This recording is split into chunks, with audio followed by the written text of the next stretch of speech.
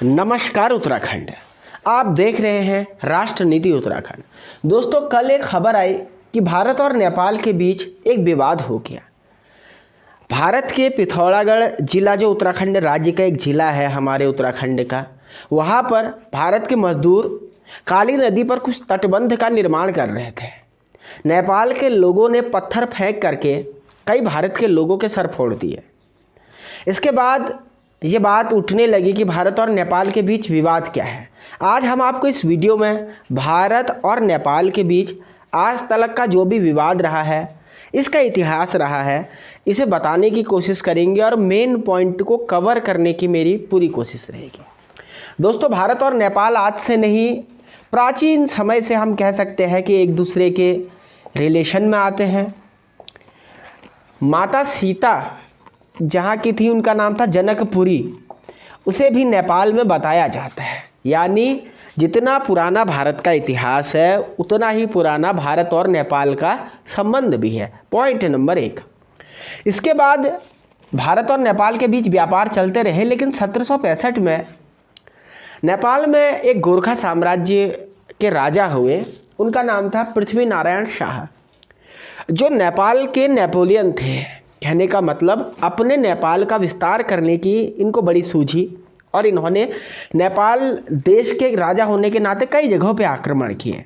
मसलन तिब्बत, मसलन सिक्किम, उस समय यहाँ पे अहोम कम्युनिटी का शासन था।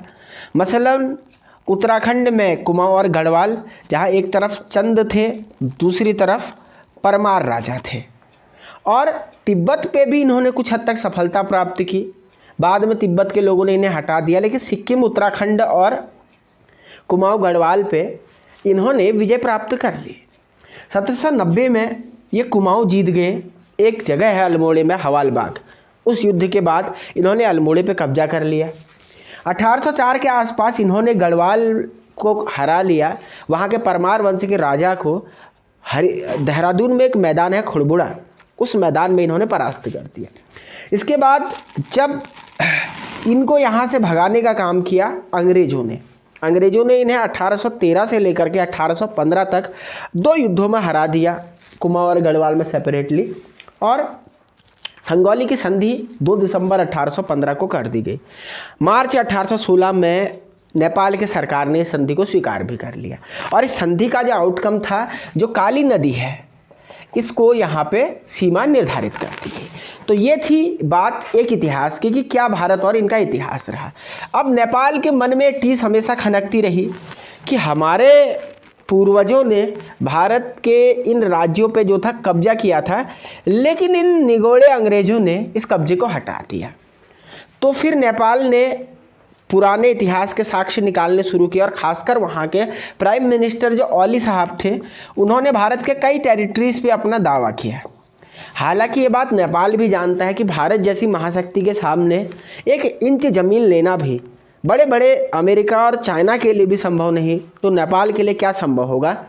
लेकिन क्योंकि चीन की गोद में नेपाल खेलते रहा है, क्योंकि जब से वहाँ कम्युनिस्टों की सरकार आई है, वहाँ चीन का दखल बढ़ गया। चीन ने कई प्रकार के उनको लोन दिए और उसके बदले में चीन उनसे इस प्रकार की हरकतें करवाता है। लेकिन नेपाल ने कभी एक बार ये ना सोचा कि जिस भारत के साथ उनके रोटी बेटी के संबंध हैं, जिस भारत में उनके लोग बगैर वीज़ा के घूम सकते हैं, जिस भारत ने उनको इतना आदर, सत्कार और सम्मान दिया, उस भारत के लोगों के साथ पत्थर फेंकना, चीन की गोद में खेल करके भारत को आंख दिखाना, ये इतिहास उन्हें माफ़ नहीं करेगा। और चीन का आप इतिहास देख लें। मैं अपने नेपाल के भाई बहनों से बात कहना चाहता हूँ। चीन ने मालदीव को देखो कर्ज दिया, क्या हाल करे। श्रीलंका, मलेशिया, जिस भी देश को चीन ने कर्ज दिया, उसे तबाह, नेस्त और नाबूद करके रख दिया। यही नेपाल का भविष्य भी होगा। तो भारत के साथ नेपाल की जो भी सरकार है, वो इस इतिहास को समझे, भारत की संप्रभुता को स्वीकार करे। आप लोग इस मुद्दे पे क्या सोचते हैं, जरूर अपनी महत्वपूर्ण राय टिप्पणी करके बताएं। चैनल पर पहली बार हैं तो सब्सक्राइब करें और देखते रहें राष्ट्र नीति उत्तराखंड।